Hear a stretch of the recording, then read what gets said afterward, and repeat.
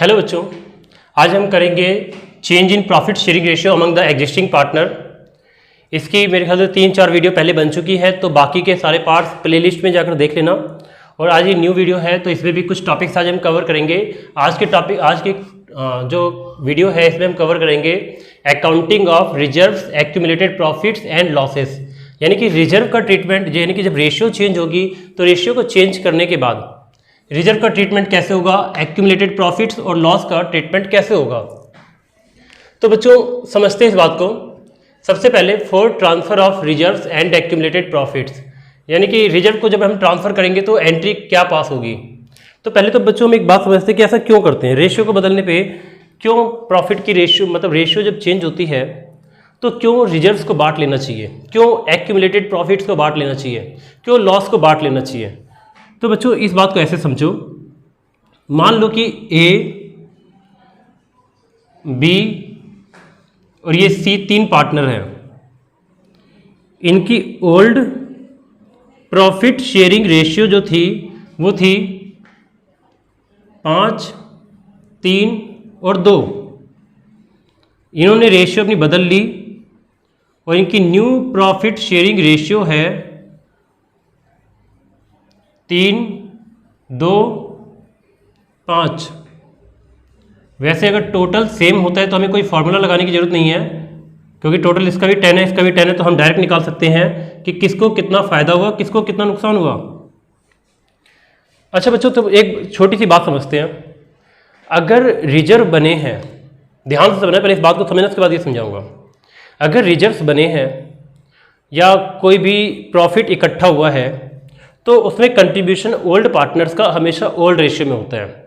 ठीक है, तो अगर मान लो किसी ने ओल्ड रेशियो में ओल्ड रेशियो में प्रॉफिट में कंट्रीब्यूट किया, रिजर्व में कंट्रीब्यूट किया ओल्ड रेशियो में, और फिर उसके बाद उसको हम बाद में न्यू रेशियो में बांटें तो किसी को नुकसान किसी को फायदा हो जाएगा। इसको समझो, जैसे ए, बी, सी 3 पार्टनर है, प्रॉफिट शेयरिंग रेशियो 5, 3, 2 है और न्यू रेशियो उनकी 3, 2, 5 है। देखा जाए तो इसको पहले 5 मिलता था, अब 3 मिलता है, इसको 2 का घाटा हो गया, माइनस में चला गया 2। पहले ओल्ड 5 था और फायदा हुआ या नुकसान हुआ। पहले 5 मिलता था, अब 3 मिलता है, इसको 2 का नुकसान हो गया। इसको पहले 3 मिलता था, अब 2 मिलता है, इसको 1 का नुकसान हो गया। इसको पहले 2 मिलता था, 5 मिल रहा है, इसको 3 का फायदा हो गया। ठीक है, तो ये तो बच्चों फायदे में है। देखा जाए तो इसका हिस्सा बढ़ रहा है, ये गेन है। ठीक है, और बाकी ये हो गया सैक्रिफाइस और ये भी हो गया सैक्रिफाइस। 5, 3, 2 और न्यू रेशियो उनकी 3, 2, 5। पहले इसको 5 मिलता था, अब 3 मिलता है, इसको 2 का नुकसान हो गया। ठीक है, इसको पहले 3 मिलता था, अब इसको 2 मिलता है तो इसको 1 का नुकसान हो गया। इसको पहले 2 मिलता था, 5 मिल रहा है, इसको 3 का फायदा हो गया। यानी कि इसको 2 का नुकसान और इसको 1 का नुकसान। ठीक है, यानी टोटल 3 का नुकसान हुआ, तो इसको 3 का फायदा हो गया। तो बच्चों एक बात अब समझते हैं यहाँ पे कि रेशियो बदली, और रेशियो के बदलने से क्या होता है, किसी को फायदा हो जाता है, किसी को नुकसान हो जाता है। अब मान लो कि इन तीनों ने मिलकर कोई रिजर्व बनाया होगा, या फिर कोई प्रॉफिट इनके पास पड़ा हुआ है, या कोई वर्कमैन कंपनसेशन रिजर्व है, मतलब इस तरीके से कोई भी रिजर्व हो सकते हैं इनके पास। तो बच्चों इसमें जो कंट्रीब्यूशन इन्होंने किया है, उन्होंने ओल्ड रेशियो में कंट्रीब्यूशन किया होगा 5, 3 और 2 में। यानी कि इनमें इन्होंने कंट्रीब्यूशन किस रेशियो में किया होगा, 5 और 3 और 2 में, मतलब ओल्ड रेशियो में। लेकिन अगर इस रिजर्व के पैसे को, प्रॉफिट के पैसे को, या वर्कमैन कंपनसेशन रिजर्व के पैसे को ये क्या करते हैं, न्यू रेशियो में बांटते हैं। तो न्यू रेशियो में बांटेंगे तो इसको तो हो गया नुकसान, ए को नुकसान हो जाएगा, बी को भी हो जाएगा नुकसान, और सी को हो जाएगा फायदा। तो इस वजह से इसको न्यू रेशियो में नहीं बांटा जाता। रेशियो चेंज करते वक्त इसको ओल्ड रेशियो में बांट के खत्म कर देते हैं। ठीक है, ओल्ड रेशियो में बांट के इसको खत्म करना जरूरी है। अगर हम इसको ओल्ड रेशियो में ना बांटें तो फ्यूचर में ये न्यू रेशियो में बटेगा, और जब फ्यूचर में न्यू रेशियो में बटेगा तो फ्यूचर में क्या होगा कि ए को नुकसान हो जाएगा, बी को भी नुकसान हो जाएगा, और सी फायदे में चला जाएगा। ठीक है, तो किसी पार्टनर को फायदा हो सकता है, किसी को नुकसान हो सकता है। तो किसी को फायदा ना हो, किसी को नुकसान हो, सब कुछ सही तरीके से काम हो जाए, तो इसलिए ओल्ड रेशियो में बांट देना बेटर होता है। ठीक है, तो देखो जर्नल एंट्री क्या बनती है इसकी, पहले यहाँ समझ लो जर्नल एंट्री। तो सबसे पहले for transfer of reserve and accumulated profits, बच्चों एक्यूमुलेटेड प्रॉफिट्स का मतलब तो वो प्रॉफिट्स जो डिस्ट्रीब्यूट नहीं हुए हैं, इसे हम बोलते हैं अनडिस्ट्रीब्यूटेड प्रॉफिट्स भी बोल सकते हैं, अनडिस्ट्रीब्यूटेड प्रॉफिट्स। ठीक है, एक्यूमुलेटेड प्रॉफिट मतलब ऐसा प्रॉफिट जो इकट्ठा पड़ा हुआ है, हमारे पास बहुत सारे इकट्ठा हो गया है जिसको हमने डिस्ट्रीब्यूट नहीं किया है, तो अनडिस्ट्रीब्यूटेड प्रॉफिट्स। तो बच्चों एक बात और बता दूं कि प्रॉफिट एंड लॉस अकाउंट इसका एक क्रेडिट बैलेंस भी हो सकता है और प्रॉफिट एंड लॉस अकाउंट का डेबिट बैलेंस भी हो सकता है। कभी भी तुम्हें प्रॉफिट एंड लॉस अकाउंट का डेबिट बैलेंस दिख जाए तो समझ जाना कि लॉस हुआ है, और प्रॉफिट एंड लॉस अकाउंट का अगर क्रेडिट बैलेंस दिख जाए तो समझ जाना कि प्रॉफिट हुआ है। तो यहाँ पे आएगा, इसलिए मैंने पहले बता दिया। इस बात को लिख लो क्योंकि ये हमेशा इस्तेमाल होगा, बच्चे इसमें गलती कर देते हैं। हाँ तो बच्चों अब समझते हैं इस बात को। हमारे पास जो भी रिजर्व पड़ा हुआ है, प्रॉफिट एंड लॉस अकाउंट का क्रेडिट बैलेंस मतलब प्रॉफिट है ये। वर्कमैन कंपनसेशन रिजर्व क्या होता है बच्चों, अगर जैसे कि हर एक कंपनी फैक्ट्री क्या करती है, अपने वर्कर्स के लिए वर्कमैन कंपनसेशन रिजर्व बनाती है। इसका मतलब होता है कि जैसे वर्कर्स काम करते करते कई बार ऐसा होता है कि उसके हाथ कट जाते हैं मशीन से, पाँव टूट जाते हैं, एक्सीडेंट हो जाता है किसी भी तरह का, तो वर्कर को काफ़ी तगड़ा नुकसान हो सकता है। तो वर्कर्स को नुकसान होने के बाद कंपनी उसको कंपनसेशन देती है। तो कंपनसेशन देने के लिए या फिर पार्टनरशिप फर्म उनको कंपनसेशन देती है, उसके लिए वो वर्कमैन कंपनसेशन रिजर्व बनाते हैं।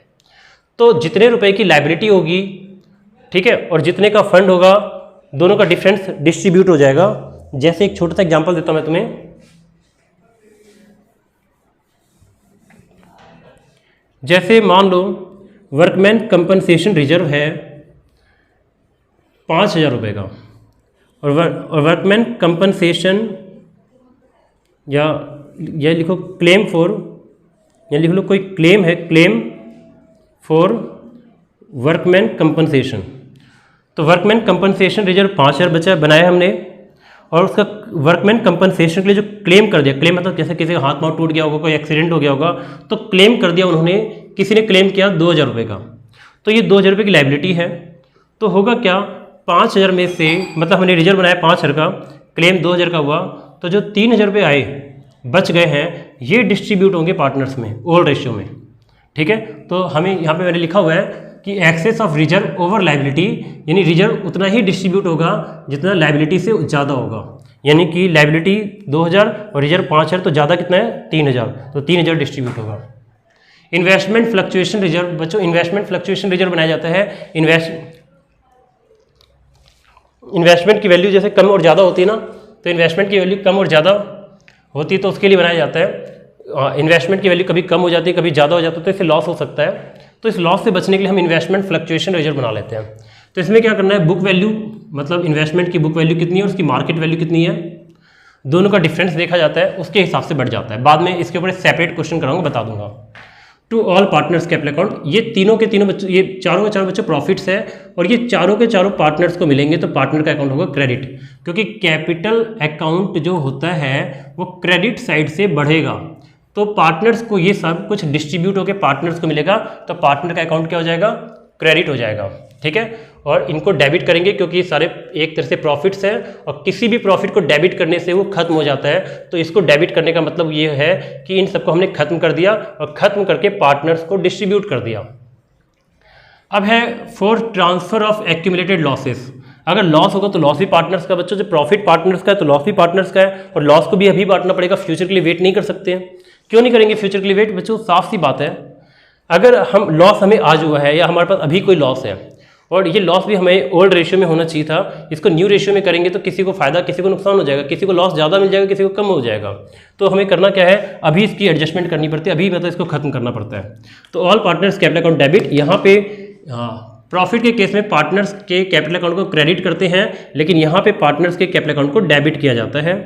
डेबिट क्यों करते हैं, क्योंकि कैपिटल अकाउंट कम होगा। यहाँ पे कैपिटल अकाउंट कम कहाँ से होता है, डेबिट से। कम क्यों होगा, क्योंकि बच्चों अब हम लॉस बांट रहे हैं, तो लॉस से कैपिटल कम होगी। और profit and loss account debit balance loss होता है, ऊपर क्रेडिट बैलेंस था और नीचे डेबिट बैलेंस है।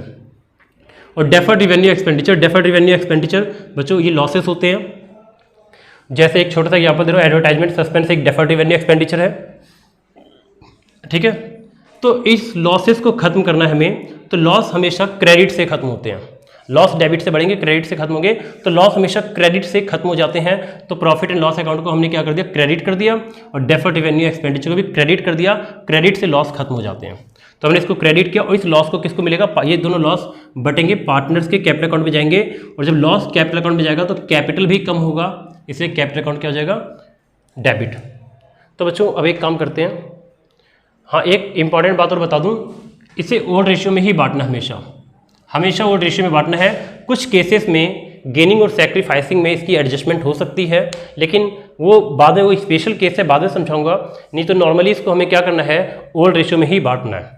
जब तक क्वेश्चन में कुछ ना बोले तो ओल्ड में ही बांटना है। अब इसके ऊपर एक प्रैक्टिकल क्वेश्चन कराता हूँ।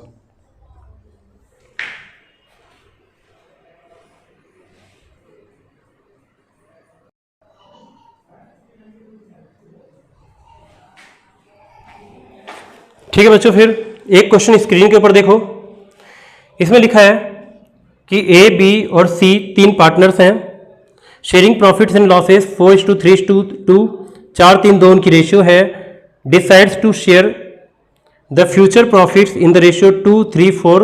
उन्होंने डिसाइड किया कि फ्यूचर में प्रॉफिट को 2, 3 और 4 में बांटेंगे with effect from 1 April 2020। An extract of their balance sheet, balance sheet का एक एक्सट्रैक्ट दिया हुआ है, एक्सट्रैक्ट मतलब कंप्लीट बैलेंस शीट नहीं होती, आधी अधूरी बैलेंस शीट होती है, ये हमें दी हुई है। इसमें वर्कमैन कंपनसेशन रिजर्व दिया हुआ है 90,000 रुपये का। Show the accounting treatment under the following alternative cases, कह रखा कि इन केसेस में अकाउंटिंग ट्रीटमेंट बताओ। पहला, when no information as to claim is given, इसमें लिखा कि कोई इन्फॉर्मेशन नहीं दी हुई है क्लेम की। दूसरे में लिखा हुआ है when there is no claim, मतलब पहले में इंफॉर्मेशन ही नहीं है कि क्लेम कितना है, दूसरे में कहा गया है कि क्लेम नहीं है। तीसरे केस में when claim on account of workman compensation 45,000, तीसरे में 45,000 का क्लेम है। फोर्थ में व्हेन एक claim on account of workman compensation 99,000, यहाँ पे 99 का क्लेम हो गया। और फिफ्थ में है व्हेन एक claim on account of workman compensation 90,000। तो बच्चों स्टार्ट करते हैं, पहले मैं एक फॉर्मेट बना दूं, ठीक है।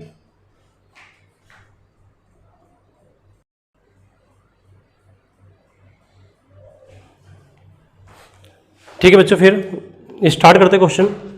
हाँ तो देखो, जो फर्स्ट केस है हमारे पास, जो बैलेंस शीट है, बैलेंस शीट के अंदर 90,000 का, 90,000 रुपये का वर्कमैन कंपनसेशन रिजर्व है। जिन बच्चों के पास क्वेश्चन नहीं वो स्क्रीनशॉट ले लेना, वैसे ही टीएस अग्रवाल का क्वेश्चन है, एक इलस्ट्रेशन है ये। तो यहाँ पर वर्कमैन कंपनसेशन हमारे पास 90,000 रुपये का है। तो केस, यहाँ पे मैं डेट के जगह केस लिख देता हूँ। केस 1 हमारे पास है वर्कमैन कंपनसेशन रिजर्व।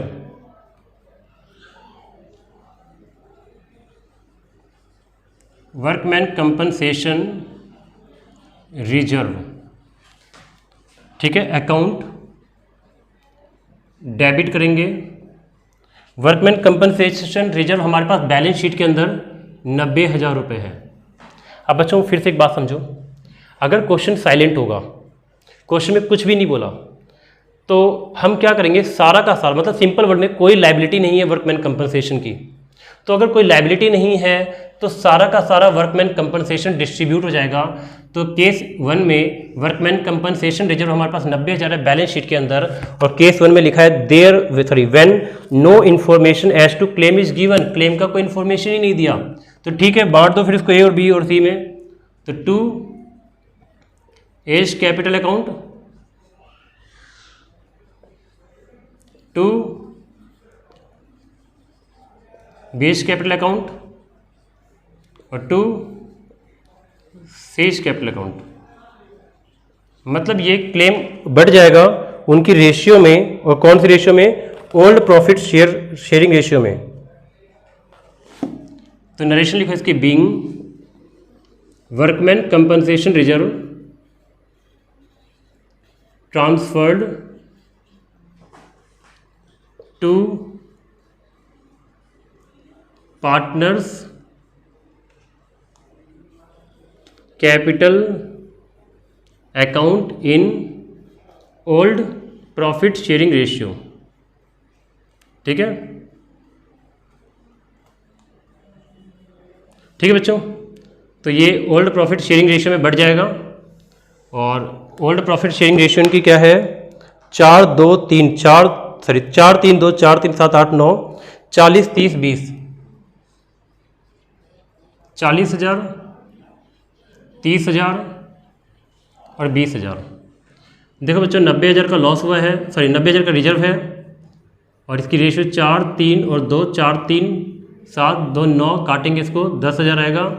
10,000 को 4 से करेंगे 40,000, 3 से करेंगे तो 30,000 और 2 से करेंगे तो 20,000। तो मुझे नहीं लगता कि यहाँ कोई डाउट होगा। फर्स्ट केस में कोई इन्फॉर्मेशन नहीं दी है, जब कोई इन्फॉर्मेशन नहीं दिया होगा हम क्या करेंगे, सारा का सारा वर्कमैन कंपनसेशन रिजर्व बांट देंगे। केस 2, केस 2 में क्या लिखा है बच्चों, केस 2 में लिखा है when there is no claim, साफ बोल दे क्लेम नहीं है, साफ साफ बोल दे, बिल्कुल क्लियर बोल दे कि कोई क्लेम ही नहीं है। एक बात बताओ बच्चों, तुम्हारे पास वर्कमैन कंपनसेशन रिजर्व 90,000 रुपये का है, क्वेश्चन में साफ बोल दिया कोई क्लेम नहीं है, तो कोई क्लेम नहीं तो सारा बटेगा, सारा फालतू पड़ा है सारा बढ़ जाएगा। तो यहाँ पे सारा बटेगा तो सेम एंट्री पास हो जाएगी। पहले में क्या था, पहले में कोई इन्फॉर्मेशन नहीं थी तो भी सारा बांट दिया, और दूसरे में कोई क्लेम नहीं है तो भी सारा बटेगा। तो यहाँ पर सेम एंट्री पास हो जाएगी। तो हम यहाँ पर लिख सकते हैं same entry as given in case 1, same entry as given in case 1। बच्चों सेम एंट्री क्यों होगी, सुन लो ध्यान से। फर्स्ट वाले में कोई इन्फॉर्मेशन नहीं थी, जब कोई इन्फॉर्मेशन नहीं थी तो मानेंगे कोई क्लेम नहीं है सारा बांट देंगे, और दूसरे में साफ साफ लिखा है कि कोई क्लेम है ही नहीं तो भी सारा बढ़ जाएगा। तो एक काम करना, सेम टू सेम डिट्टो यही एंट्री यहाँ उतार देना। ठीक है, डबल मेहनत नहीं करना पड़ा इसलिए मैंने इसको किया नहीं। थर्ड करते हैं। थर्ड केस में लिखा है when A claim on account of workman compensation 45,000। Workman compensation का जो क्लेम है वो है 45,000 रुपये का। तो लिखते हैं पहले वर्कमैन, थर्ड केस में workman compensation reserve account debit. बच्चों क्लेम भी है 45 का। वर्कमैन कंपनसेशन रिजर्व तो हमारे पास 90,000 रुपये का है, लेकिन 90,000 रुपये में से लिखा है कि 45,000 का क्लेम है। तो यहां होगा टू वर्कमैन कंपनसेशन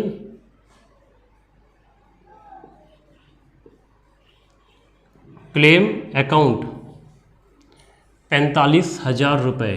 बिल्कुल सिंपल सा है।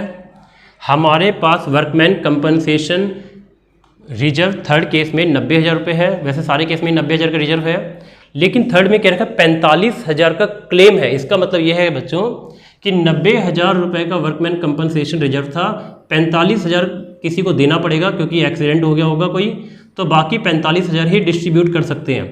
तो जो बचे 45,000 इसको डिस्ट्रीब्यूट करेंगे 4 3 और 2 की रेशियो में, 4 3 7 8 9 9 5 45, 5,000 5 चौक 20,000, तो 20,000 5 15,000 5 दूनी 10,000 तीनों के हिस्से में आएंगे। तो to A's capital account, to B's capital account और टू फेज कैपिटल अकाउंट। ठीक है, तो बांट दो। 90 में से 45 गए, बचे 45, 45 डिस्ट्रीब्यूट कर दो तो ये बटेगा कितना, 20 15 और 10, 20,000 15,000 और 10,000। कैसे बांटा, 45 को 4 3 2 में बांटेंगे, 9 5 45, 5,000 5 चौक 20, 5 3 15, 5 दूनी 10, तो 20 15 10 बट गया। इसकी नरेशन लिख लो,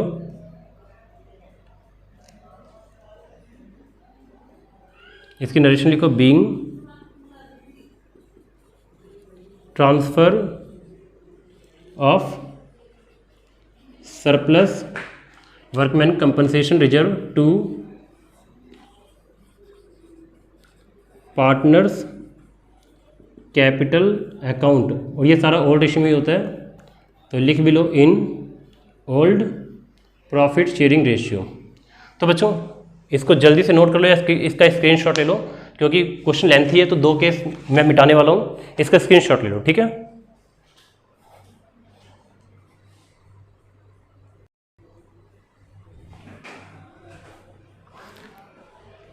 नेक्स्ट बच्चों 4th केस देखो। 4th केस में लिखा है when A claim on account of workman compensation 99,000। बच्चों अब यहाँ पे तो दिक्कत आ गई।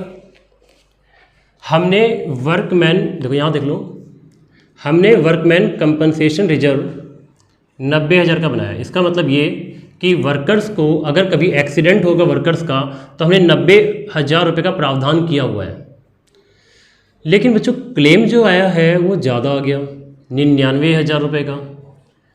अब हम क्या करें, 9,000 रुपये हम क्लेम कैसे दें? तो बच्चों ये 9,000 का क्लेम प्रॉफिट में से निकलेगा या फिर इसको हमें क्या करना पड़ेगा, रिवैल्यूएशन अकाउंट में डालना पड़ेगा।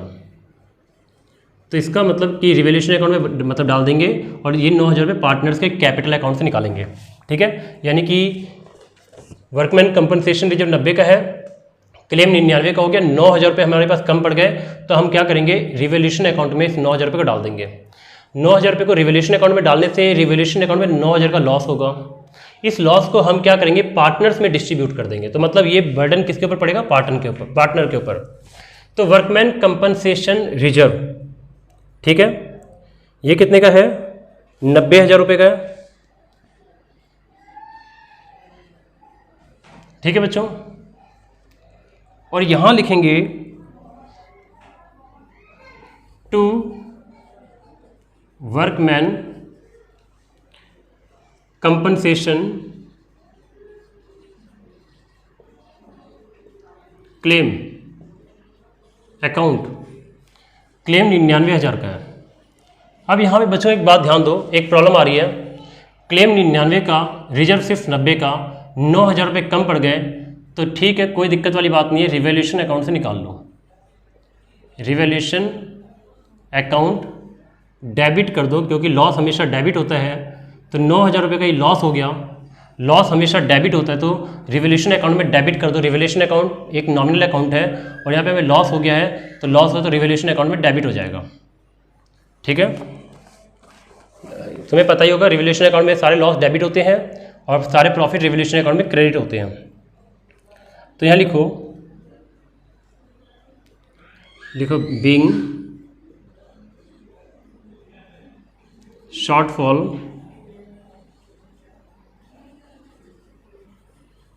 डेबिटेड टू रिवैल्यूएशन अकाउंट, मतलब जो शॉर्टफॉल हुआ उसको हमने रिवैल्यूएशन अकाउंट में डाल दिया। अब बच्चों प्रॉब्लम आ गई कि 9,000 रुपये रिवैल्यूएशन अकाउंट जो डेबिट हुआ है इसको खत्म करना पड़ेगा तुरंत, ये लॉस हो गया। अब इस लॉस को क्या करें, 9,000 के, तो ठीक है कोई दिक्कत नहीं है, पार्टनर्स में बांट दो। इसकी 2 एंट्री हो गई, फर्स्ट ये हो गई और सेकंड हो जाएगी, पार्टनर्स में लॉस को बांट दो, ठीक है। तो एंट्री क्या पास होगी, A's capital account debit B's capital account debit C's capital account debit to revaluation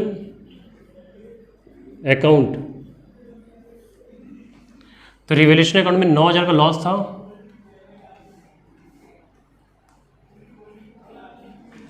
तो 9,000 को बांट दो उनकी प्रॉफिट की रेशियो में। क्या रेशियो उनकी, 4, 3, 2, 9 से भाग दो 1,000, तो 1,000 को 4 से गुणा करोगे 4,000, 3,000 और 2,000। इसकी नरेशन लिखो, being loss on revaluation distributed in old profit sharing ratio. अब लास्ट केस पढ़ लेते। हाँ बच्चे एक छोटा सा बात समझ लो। देखो रिवोल्यूशन अकाउंट यहाँ पे डेबिट हुआ है 9,000 से, इस एंट्री में रिवोल्यूशन अकाउंट 9,000 से क्रेडिट हो गया है, मतलब कि रिवोल्यूशन अकाउंट बंद हो गया है, ठीक है, यानी वो लॉस खत्म हो गया है। अब लास्ट केस कर लेते हैं 5। पांचवें केस में क्या लिखा है, when A claim on account of workman compensation is 90,000 90,000। तो बच्चों एक चीज़ देखो, बैलेंस शीट में भी 90,000 का क्लेम वर्कमैन कंपनसेशन रिजर्व बना हुआ है और क्लेम भी 90,000 का ही है।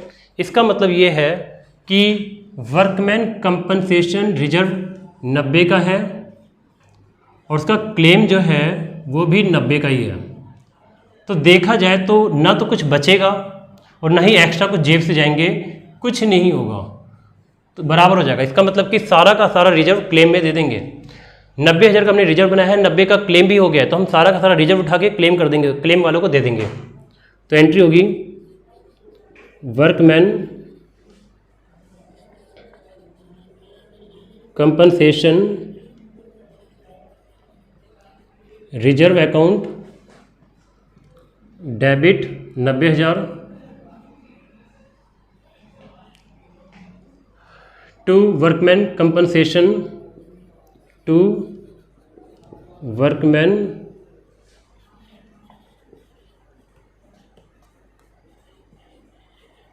कंपनसेशन क्लेम अकाउंट, ठीक है। इसका मतलब 90 का रिजर्व था और क्लेम पूरा 90 का हो गया। बच्चों एक बात और तुम्हारे दिमाग में एक बात आएगी कि वर्कमैन कंपनसेशन क्लेम को बार बार क्रेडिट क्यों कर रहे हैं। तो बच्चों वर्कमैन कंपनसेशन क्लेम को क्रेडिट इसलिए कर रहे हैं क्योंकि एक लायबिलिटी है, वर्कर को पेमेंट करनी पड़ेगी, लायबिलिटी हमेशा क्रेडिट होता है। और हम वर्कमैन कंपनसेशन रिजर्व को डेबिट क्यों कर रहे हैं, क्योंकि रिजर्व एक प्रॉफिट होता है और जब हम उसको डिस्ट्रीब्यूट करते हैं तो वो खत्म हो जाता है और प्रॉफिट हमेशा डेबिट से खत्म हो जाता है, यानी वो डेबिट से कम होता है। इसका नरेशन लिख लेते हैं, being workman compensation claim accounted कुछ भी लिख सकते हो नरेशन में, अपनी तरफ से बना के लिख लो। तो बच्चों आज के लिए सिर्फ इतना ही, बाकी हम करेंगे नेक्स्ट क्लास में, ठीक है। नेक्स्ट क्लास में मैं तुम लोगों को करवाऊंगा इन्वेस्टमेंट फ्लक्चुएशन रिजर्व, ठीक है। नेक्स्ट क्लास में क्या कराऊंगा, इन्वेस्टमेंट फ्लक्चुएशन रिजर्व का टॉपिक होगा। और फिर उसके बाद बच्चों काफ़ी सारे टॉपिक्स हैं, अच्छे से करवाऊंगा इस चैप्टर को, तो थोड़ी ज़्यादा वीडियोज़ बन जाएंगी। सारे पार्ट्स जरूर देखते रहना। आज के लिए इतना ही, बाकी हम नेक्स्ट में करते हैं।